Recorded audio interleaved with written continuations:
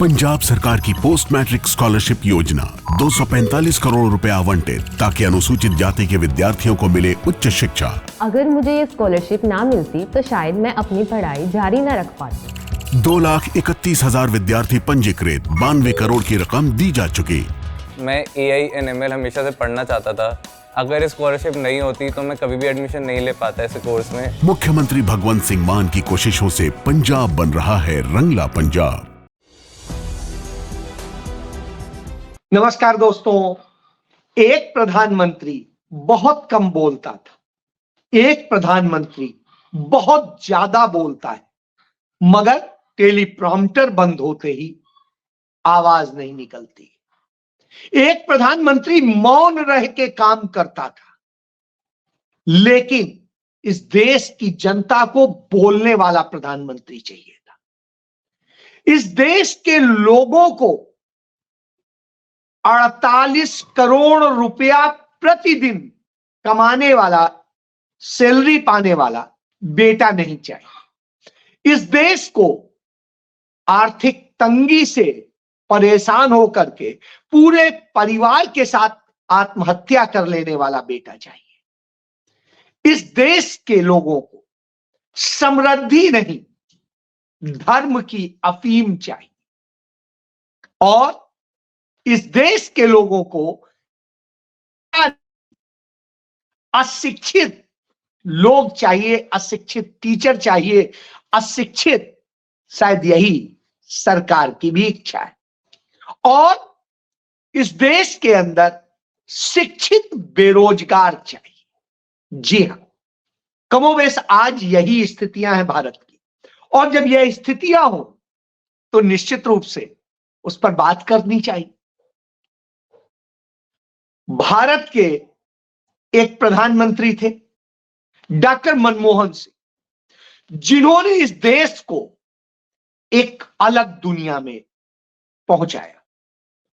उन्होंने 1991 में वित्त मंत्री बनके भारत को जो एक उदार अर्थव्यवस्था दी, और उसका दूसरा पार्ट उन्होंने प्रधानमंत्री बनने के बाद पूरा किया। वित्त मंत्री रहते उदारता दे दी, तमाम कंपनियां खड़ी हो गई, सब कुछ हो गया, देश में पैसा आने लगा, लोग गाड़ियां खरीदने लग गए, घर खरीदने लग गए, और बहुत पैसे वाली नौकरियां मिलने लग गई। तमाम IAS अफसरों ने अपनी नौकरियां छोड़ दी, कारपोरेट में आ गए। इसी तरीके से तमाम सारे लोगों ने किया। जब वो प्रधानमंत्री बने तब तक बीच में कोई काम नहीं हुआ। जब वो प्रधानमंत्री बने तो उन्होंने उसका दूसरा पार्ट, यानी कारपोरेट सिर्फ कमाएगा नहीं, कारपोरेट को सामाजिक जिम्मेदारी भी उठानी होगी, और उस दिशा में काम किया। और सरकार भी जिम्मेदारी उठाएगी। उन्होंने इस देश में रोजगार को बढ़ाया, भीख मांगने को नहीं, भिखारी बनाने को नहीं। उन्होंने अधिकार दिए, हर चीज सरकार की जानने का अधिकार दिया, सूचना का अधिकार, हर बच्चे को पढ़ने का अधिकार दिया, शिक्षा का अधिकार, और हर व्यक्ति को भोजन का अधिकार दिया, खाद्य सुरक्षा अधिकार, हर व्यक्ति को रोजगार का अधिकार दिया, मनरेगा के जरिए। और इसी तरीके से भूमि का अधिकार दिया ग्रामीणों को, किसानों को, कि उनकी इच्छा के बिना उनकी जमीन कोई नहीं ले सकता, और लेगा तो मार्केट रेट पर 4 गुना देगा। यानी इतना समृद्ध किया। किसान को समृद्ध बनाने के लिए उन्होंने वह आयोग बनाया जिसे स्वामीनाथन आयोग कहा जाता है, और उस आयोग की 99% सिफारिशें लागू करके गए। 1% बचा था, और वो यह सरकार 11 साल में, मोदी की सरकार लागू नहीं कर सकी। यानी 99% लागू कर गए, 1% नहीं। तो आप समझिए, तब लोगों को ये लग रहा था ये क्या कर रहे हैं। उन्होंने देश की सीमाएं भी सुरक्षित की, देश की सेनाओं को भी सशक्त बनाया और देश को भी आर्थिक तौर पे सशक्त बनाया। कम टैक्स और ज्यादा सुविधाएं, ज्यादा जवाबदेही के लिए उन्होंने वह जीएसटी बनाई थी, लेकिन उसके विरोध में सब थे। व्यापारियों ने हड़ताल कर दी, पूरा देश बंद कर दिया, सब कुछ कर दिया। बहरहाल 12% की जीएसटी ला रहे थे और एक ही जीएसटी ला रहे थे, एक 12%, एक 5%, बस, उससे ऊपर कुछ नहीं। आज जीएसटी 32% तक। अब आप ये सोचिए, तो आधार कार्ड लेके आए कि आपके आइडेंटिटी और आपकी हर चीज के लिए सारी सुविधा हो, इसलिए आधार कार्ड भी उन्होंने ही दिया। उन्होंने ही तमाम चीजों का सरलीकरण किया। प्रशासन आपके द्वार कार्यक्रम के जरिए उन्होंने प्रशासन को, सरकार को, अफसरों को आपके दरवाजे भेजने की व्यवस्था की और जो जो किया, लेकिन बोलते नहीं थे, करते थे। तो साहब, इस देश को बोलने वाला चाहिए था, करने वाला तो चाहिए नहीं था। तो बोलने वाला प्रधानमंत्री आ गया। बोलने वाला प्रधानमंत्री आ गया कि चीन को लाल आंख दिखाएंगे। तो जब चीन का नाम आता है तो वो ना आंखें भी बंद कर लेता है और मुंह से चा नहीं निकलता है। वो कहता था महंगाई खत्म करेंगे, लेकिन जब महंगाई की बात आती है तो वो आंख भी बंद करता है और मुंह से मां नहीं निकलता है। जब इस देश को, लोगों को टैक्स से बचाने की बात आती है तो वो चुप्पी साध लेता है और जीएसटी का ऐसा बोझ डालता है जो टैक्स टेरर बन जाता है। कौन सी चीज बच गई है जिस पर जीएसटी नहीं लगी है, उस पे भी लगाओ। खाना ये कैसे खा रहे हैं बगैर जीएसटी के, इस पे लगाओ। किसान कैसे बचा हुआ है, इस पे भी लगाओ। इसी तरीके से सबको कर दिया। जो थोड़े बहुत बचे भी हैं वो भी धीरे धीरे धीरे धीरे। मुझे याद है सराफा व्यापारियों ने हड़ताल करी थी और आज उन पर जितनी जीएसटी लग गई है वो खुद अब रोते घूमते हैं। बहरहाल इसी तरीके से तमाम चीजों, लोग कहते थे इनके 56 इंची है, इनके उसमें देश सुरक्षित है। आज स्थिति यह है, चीन हमारे देश की सीमाओं पे कब्जा करके बैठा है और इसके बाद वायदे हैं, वादों का क्या, न जाने कितने वायदे किए थे। मिनिमम गवर्नमेंट, मैक्सिमम गवर्नेंस, और उल्टा हो गया, गवर्नमेंट ही गवर्नमेंट हो गई, गवर्नेंस तो खत्म हो गई। उधर आपको पहरे में ले लिया गया, व्यक्तिगत सुरक्षा खत्म कर दी गई, आपके जीवन को सरकारी पिंजरे में कैद कर दिया गया।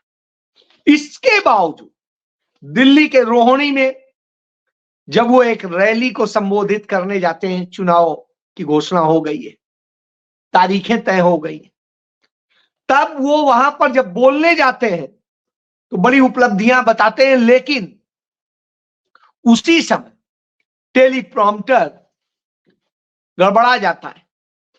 अब टेलीप्रॉम्प्टर गड़बड़ाया तो साहेब बोले कैसे, तो निम्मों के मुंह से आवाज ही नहीं निकलती है। बेचारे इधर देखते हैं, उधर देखते हैं, यूं देखते हैं, मुंह बनाते हैं, ये देखते हैं। अंत में कैमरामैन खटाक से कैमरा घुमा के पब्लिक की तरफ कर देता है, जिससे कम से कम उनकी इज्जत बच जाए। पूरे आधा मिनट तक उनकी स्थिति होती, यहां देखो, यहां देखो, यहां देखो, यहां देखो, यानी 30 तक आप गिनती गिन डालिए, 30 तक आप गिनती गिन डालेंगे, उतनी देर वो बोल नहीं पाए। सोचिए आप, तो ऐसा बोलने वाला लिया, तो जो चीन के आगे भी ना बोल पाए, जो अमेरिका के आगे भी ना बोल पाए, और अमेरिका का निमंत्रण पाने के लिए तड़पड़ा रहा। जबकि पंडित जवाहरलाल नेहरू को आया था, वो नहीं गए थे। जब राजीव गांधी को आया, वो भी नहीं गए। लेकिन यहां तो यह स्थिति है, निमंत्रण मिल जाए किसी तरह से, यह हालत है। चलिए छोड़ दीजिए, पड़ोस में चीन को मिल गया है, चीन के राष्ट्रपति ने अभी तक हां नहीं कहा है कि हम जाएंगे कि नहीं जाएंगे, इससे आप समझ सकते हैं।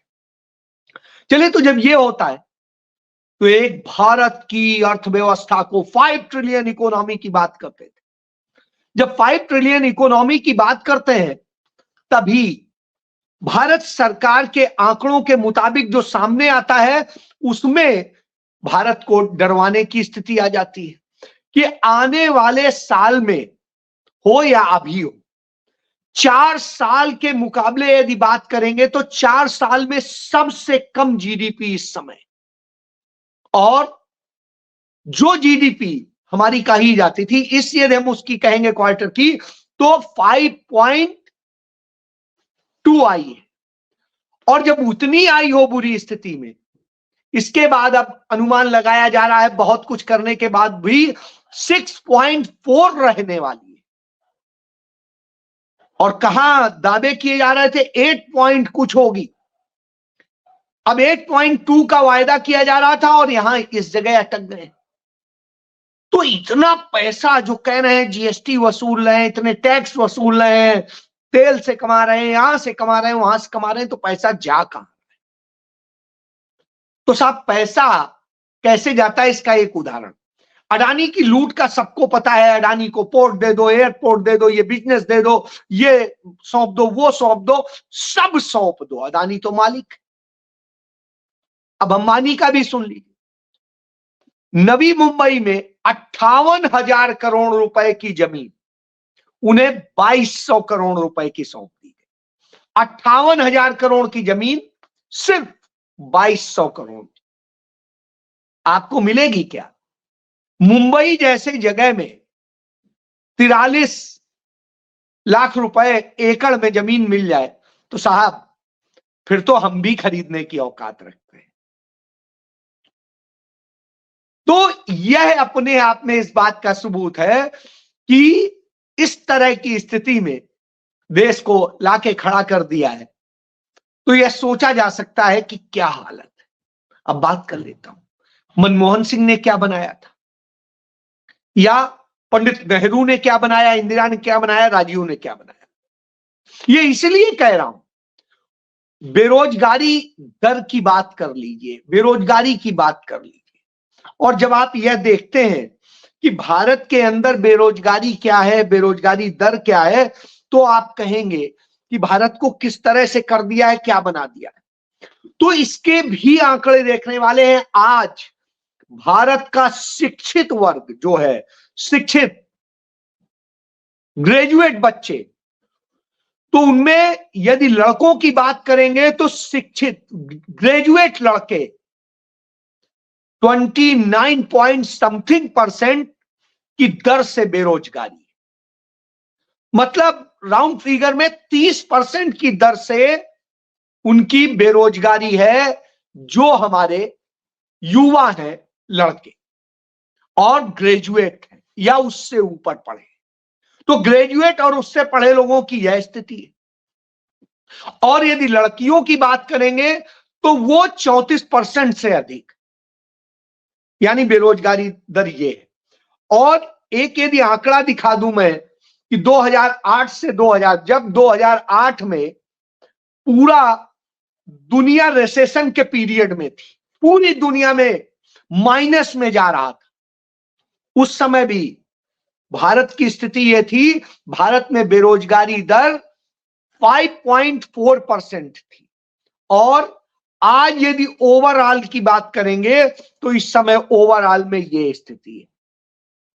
अब आप देखिए कि 9.2%, और 2014 की देखिएगा तो 2014 में ये थी 5.4%। तो अब आप सोच लीजिए कि कितनी बेरोजगारी बढ़ा दी गई है। तो साहब यह बेरोजगारी आपकी है, तो आप यह नहीं सोच सकते हैं कि आपके पढ़े लिखे बच्चे जगदीप सिंह जैसे, जो 48 करोड़ रुपया प्रतिदिन की जिनकी सैलरी, 48 करोड़। अब आप सोचिए 48 करोड़ प्रतिदिन सैलरी ले रहे हैं जगदीप सिंह। क्यों? क्योंकि उस शिक्षा का मायने, उनके इनोवेशन का मान, शिक्षा को उस ढंग से दिया जा रहा है। और जब वह शिक्षा मिलती है तो निश्चित रूप से प्रशंसा का पात्र है कि यही तो शिक्षा हमें चाहिए अपने बच्चों के लिए। तो भारत में क्यों नहीं? क्योंकि भारत सरकार, नरेंद्र मोदी जानते हैं उनके आरएसएस के लोग गोबर दिमाग, तो इसलिए क्या कर दिया गया कि अब यूनिवर्सिटीज के जो कुलपति हैं यानी वाइस चांसलर, वो बगैर किसी डिग्री के यदि पेशेवर हैं तो वो वाइस चांसलर बन सकते हैं। यानी अब आप सोच लीजिए, बस सिर्फ पेशेवर हैं आप। क्राइटेरिया वही है कि संघ की चिट्ठी चाहिए, और दूसरी जो असिस्टेंट प्रोफेसर और एडिशनल प्रोफेसर लगते थे उसमें भी अब कर दिया कि कोई जरूरत नहीं है पीएचडी और दूसरी चीजें करने की, अब आप सिंपल पोस्ट ग्रेजुएट हैं तो भी हो जाए। यानी इस देश में वो लोग पढ़ाएंगे जिनको असल में, जिन्हें कोई एनईटी अब पास नहीं करना पड़ेगा और नेट नहीं करना पड़ेगा। आप ऐसे ही असिस्टेंट प्रोफेसर लग जाएंगे, मतलब आपने नकल करके कैसे करके डिग्री ले ली है, बस आप काबिल हैं, आरएसएस की चिट्ठी होनी चाहिए। तो अब काबिलियत का पैमाना ये सरकार ने कर दिया है। तो सोचिए आपके यहां क्या जगदीप सिंह पैदा होंगे? जगदीप सिंह स्टैनफोर्ड यूनिवर्सिटी से निकलेंगे या कैलिफोर्निया यूनिवर्सिटी से निकलेंगे? भारत की तो यूनिवर्सिटी से निकलेंगे नहीं। जेएनयू जैसी महान यूनिवर्सिटी को बर्बाद कर दिया जो देश को नोबेल पुरस्कार विजेता देती थी, इतने काबिल लोग देती थी। तो यह स्थिति, क्योंकि चर्चा नहीं होगी। चर्चा की बात करें, मनुष्य संहिता पर चर्चा के लिए बीएचयू में स्टूडेंट्स ने एक प्रोग्राम रखा कि इसकी अच्छाई और बुराई पर चर्चा हो। सरकार इतना डर गई कि उन 13 बच्चों को रातों रात गिरफ्तार कर लिया गया। आरोप लगा दिया गया कि वो तो मनुष्य संहिता को जलाने वाले थे। बहरहाल उनको गिरफ्तार करके जेल में डाल दिया। उनके मां बाप अब उनकी जमानत कराने के लिए परेशान है। आप सोचिए, डॉक्टर भीमराव अंबेडकर ने मनुष्य संहिता को उन्होंने मिल करके अपने साथियों के साथ जलवाया था। कभी भी किसी ने कुछ नहीं किया, कभी विरोध नहीं किया, क्योंकि ये मनुष्य संहिता वाली सरकार है। यही बात राहुल गांधी कहते हैं कि दो विचारों की लड़ाई है, एक तरफ मनुष्य संहिता है, एक तरफ संविधान। तो ये संविधान वाले लोग नहीं है, मनुष्य संहिता वाले लोग हैं। इसलिए अपने आप ही सोच लिया कि वो जलाएंगे। उन्होंने उस पर परिचर्चा रखी थी कि उसकी अच्छाई बुराइयों पर हम चर्चा करेंगे और उसको करेंगे। तो साहब वो भी नहीं, अब तो चर्चा भी नहीं कर सकते हैं आप। तो इसलिए यह हालत है कि यह खबर है, रिपोर्ट है, आप देख लीजिए कि जिन स्कूलों में एक भी छात्र नहीं है, साल भर में वहां 5,000 से ज्यादा शिक्षक बढ़ गए। अब आप सोचिए, जहां एक भी स्टूडेंट नहीं है वहां 5,000 से ज्यादा शिक्षक हैं, और तमाम ऐसे स्कूल हैं जहां छात्र हैं लेकिन वहां पर टीचर नहीं। तो जहां छात्र हैं पढ़ने के लिए वहां एक टीचर के भरोसे स्कूल चल रहा है, और जहां एक भी छात्र नहीं है तो वहां पर यह स्थिति है। अब आप सोचिए, जब यह स्थिति हो और इसमें मध्य प्रदेश नंबर 1 पे है, उत्तर प्रदेश है, आंध्र प्रदेश है, तो आप सोचिए Madhya Pradesh number 1, Andhra Pradesh number 2, Uttar Pradesh number 3। तो इस तरह की स्थिति है, तो आप सोच सकते हैं ये टॉप 3 लोग हैं। तो यह संघ का मॉडल और इस आरएसएस के मॉडल पे यह स्थिति। हालत यह है कि जो बच्चे एक बार फेल हो जाते हैं, सामान्य तौर पे उन्हें दोबारा पढ़ के फिर से अपने आप को बूस्टअप करके अच्छे से ले जाना चाहिए।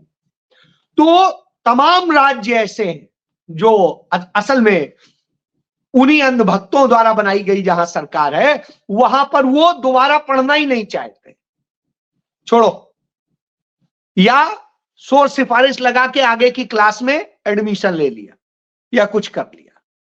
तो यह स्थिति है। तो आप सोचिए, तो आप जगदीप सिंह कैसे बनेंगे, कैसे करेंगे कि यह स्थिति आए। तो यह स्थिति होती है तो निश्चित रूप से इस पर बात आती है कि तो फिर सरकार क्या कर रही है।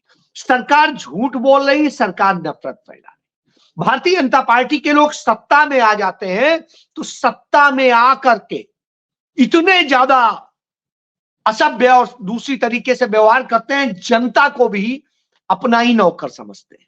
और इसका उदाहरण आप देख लीजिए, डिप्टी सीएम है महाराष्ट्र में, उन्होंने, अजीत पवार ने जनता के सामने कह दिया हम कोई आपके नौकर नहीं है, आप हमारे मालिक नहीं है। वोट दिया है तो इसका मतलब यह नहीं कि आप मेरे मालिक बन गए। अब आप सोचिए, मालिक ही तो होता है। इसके बाद में संजय गायकवाड़ है, वो भी इसी तरीके से कहते हैं, और वो तो महिलाओं को तवायफ तक कह देते हैं। अब आप सोचिए, महिलाओं को तवायफ कर दीजिए, वहां ये कह दीजिए। दूसरी तरफ बिहार में आप देखिए, बौद्ध स्तूप पर चढ़ाई कर देते हैं तथाकथित सनातनी, और मध्य प्रदेश के सागर में एक जैन मंदिर में तोड़फोड़ शुरू कर देते हैं। नहीं साहब, ये हमारा है। तो इस दशा में जब भारत हो गया हो तो आप सोचिए, आप कुंभ मनाइए, उसमें पैसा झोंकेंगे, और ममता बनर्जी कहेंगी यदि कुंभ में पैसा लगा रहे हैं तो गंगा सागर में क्यों नहीं लगा रहे हैं। मतलब सब एक ही दिशा में जाएंगे। और भारतीय जनता पार्टी के नेता बलात्कार उसमें करने के बाद में येदियुरप्पा का केस है, और हाई कोर्ट इस पर सुनेगा और क्या कहेगा कि आप ये क्या कर रहे हैं। उल्टा पुलिस को डांटेगा, पीड़ित से सवाल करेगा। पीड़ित ने कहा कि साहब पास्को एक्ट का है, इसमें राजनीति तो नहीं होनी चाहिए, एक नाबालिग बच्ची से रेप का मामला है, प्रज्वल रवन्ना को मदद की जाएगी। तो यह भारत है। फैसला तो आपको करना है साहब। बार बार राहुल गांधी आपको चिताते हैं, आईआईटी के स्टूडेंट्स से बात करते हैं, बताते हैं सच्चाई, लेकिन आपको नहीं समझ में आता, आप जाके फिर भी वोट दे आते हैं। आप कभी फ्रीबीज में फंसते हैं, कभी किसी में फंसते हैं। सच को नहीं पहचानते, दिल्ली के लोग नहीं पहचानते। अरविंद केजरीवाल ने कितने वायदे किए, ना नौकरियां दी, ना आपको जीवन दिया। हालत यह है, लोग तिल तिल के मर रहे हैं, उनकी लड़ाई में उलझे। तो साहब, जब आपको शौक है तो एंजॉय कीजिए इसका। पंजाब एंजॉय कर रहा है, आतंकवाद की तरफ जा रहा है, यह दशा आ गई है, तो सोचना आपको है।